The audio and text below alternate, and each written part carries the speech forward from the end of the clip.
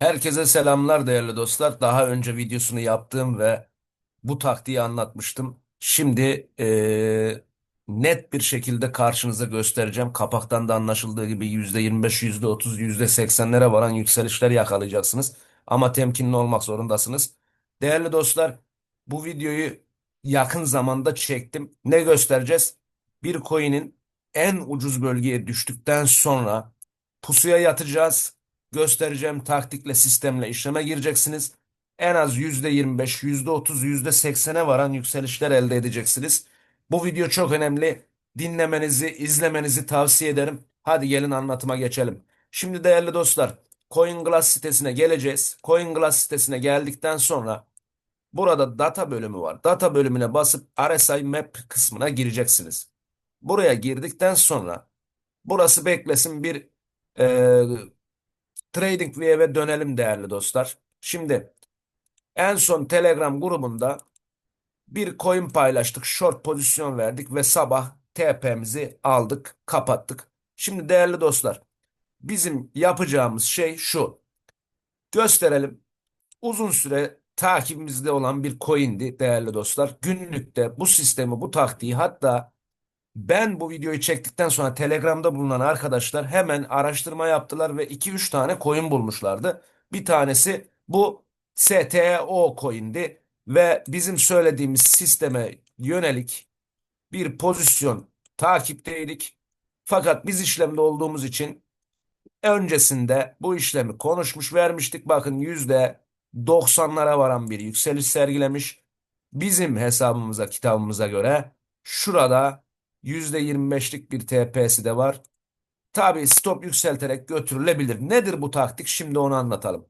Değerli dostlar, çok fazla düşmüş bir coin'in hemen CoinGlass sitesinde bulmak için bir araştırma yapıyoruz. Ne yapıyoruz? Buradan data bölümüne giriyorsunuz. Data bölümüne girdikten sonra RSI Heatmap kısmına basıyorsunuz. Buradan aşağıya gelip 24 saatlik RSI sistemine basıp 17, 20, 23 bu bölgelerde olan coinleri arıyorsunuz. Bakın OGB Flow. İki tane göstereyim. Hatta bu Flow takibimizde bu hareket yapabilir. O gün buldukları iki coin'den birisi Flow, bir tanesi STO coin'di. Şimdi OG'de katılmış. Bu ikisini de göstereyim. Flow ve OG'yi. Hadi dönelim. Bakın RSI'yi 17 birinin 20. Günlükte 24 saatlik zaman diliminde biri 17 biri 20. Bu ikisini analiz edelim. TradingView'e dönüyorum değerli dostlar. TradingView'e döndük ve buradan anlatımıza bakalım. Neydi coin'in birisi? OGUSDT. OGUSDT. Bu coin'i bulduktan sonra Binance borsasında var mı bakıyorum. Hemen inceliyoruz. Yoksa da başka bir borsadan kontrol ederiz. Varmış, bastık. Bakın değerli dostlar. Günlüğe alıyorsunuz grafiğinizi. Günlükte şimdi sistem şu. RSI'yi kontrol ediyoruz. Bakın nereye düşmüş RSI günlükte? 10 onlara kadar inmiş. Bu 10'a kadar indikten sonra hemen bunun dip bölgesini, o RSI 10 olan dip bölgeyi buluyorsunuz. Hemen şöyle sileyim, baştan anlatalım. Şurada RSI'nin dip yaptığı mum burada. Bunu bulduk. Bunu bulduktan sonra şöyle bir kontrol ediyorsunuz. Bakın bunun zamanı var. Hareketleri var. Şöyle mırıl mırıl mırıl yavaş yavaş yavaş yavaş buralara gelecek. Bunun zamanı var. Bu yeni düşmüş ve bir sıçrama hareketi yapmış. O zaman bu bölgeyi biz işaretledik. 3.794 bölgesini. Bu dursun. Diğer coin'imiz kimdi? Flow. Flow hareketi yapabilir. Biz o videoyu çektikten sonra arkadaşlarımız bu iki coin'i bulmuşlardı Telegram grubunda. Telegram grubumuza katılın arkadaşlar. Orada bütün işlemleri veriyorum. İsteyen işlemleri bizle beraber alabilir. Kesinlikle yatırım tavsiyesi değildir. Aldığımız taktiklere, sistemlere göre paylaşım yapıyoruz. Bakın bu hareketini yapabilir. Neden? RSI kaça düşmüş? 12'lere düşmüş bakın. 12'lere düştükten sonra hafif hafif hafif hafif hafif, hafif RSI yükseliyor.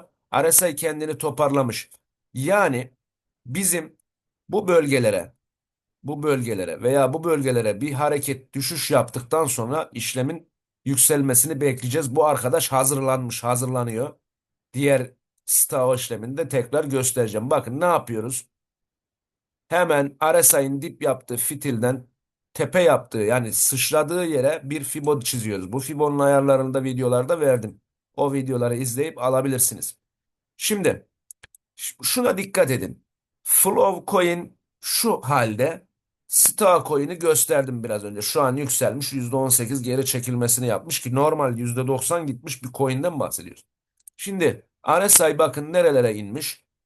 RSI'nin dip yaptığı fitili bulup sıçrama yaptığı fitile bir fibo çekiyorsunuz.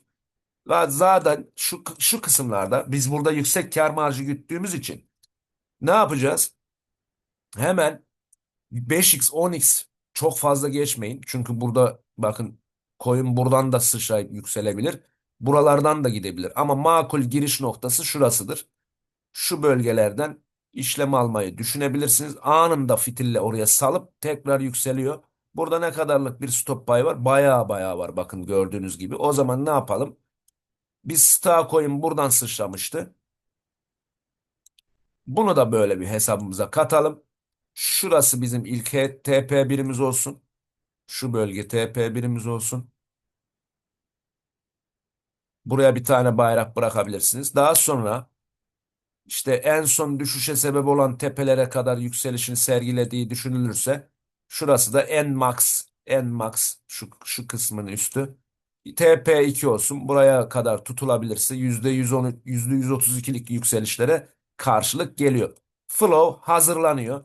Flow niye hazırlanıyor bakın. Onu da gösterelim. RSI dip yaptı. Dipten sıçradığı uzatmaya çektik. Altın oran ya da 0,786 Fibo oranlarımız veyahut da buradaki bir noktası yani fitili doldurduğunu düşünürsek buraya kadar buradan bir yerden long pozisyon açılabilir. Hemen flow gösterdik, hazır dedik, takip edin. Stocoin'e tekrar gelelim. Bakın ne yapmış Stocoin? RSI günlükte dip yaptığı fitil burada arkadaşlar. İşte gördüğünüz gibi. Sonra bir sıçrama hareketi yapmış. Bakın Fibo'yu alıyorum. Bu dip fitilden bu fitile çekiyorum ve takibimizdeydi. Telegram grubunda da arkadaşlarım bulduğu bir coin'dir. Takipteydik fakat biz bunun işlem aldıktan sonra işlemde olduğumuz için gözden kaçırdık. Aslında ara ara göz atıyordum ben fakat buraları bakın test ediyor. Bir kez dokunuyor, ikinci kez. Bir de dikkat edin RSI hafif hafif günlükte yukarıya doğru geliyor. Hareketini çekiyor burada bakın. Hop bir stoplama, sıfırlama. Buradan bir noktasından sıçradığı gibi yüzde kaça varıyor? Biz burada ölçü verdik. Tabii ikizini verdik genelde. Ama en üst düştüğü tepenin likidasyonunu alıp aşağıya doğru geliyor ki maksimum yükseldiği seviye %90'a tekamül ediyor değerli dostlar. Evet, bu videoyu taktik videosu olarak kullanabilirsiniz. Bir kenara atın. Bir kenarda dursun değerli dostlar. Bu işlemi aklınızın bir kenarında tutun. Yüksek kar marjı gidiyorsanız, küçük x'lerle yüksek kovalıyorsanız bu tarz bir taktik deneyebilirsiniz. Videolarımızı beğenmeyi, kanalımıza abone değilseniz abone olmayı ve Telegram grubumuza katılmayı kesinlikle unutmayın. Orada güzel şeyler yapıyoruz. Bakın hatta sohbetimizi de göstereyim. Arkadaşlarla en son ne konuşmuşuz? Bakın iki tane daha var merak etmeyin videosu gelsin falan. Bu da takibimiz arasındaydı yazmış arkadaşımızın birisi.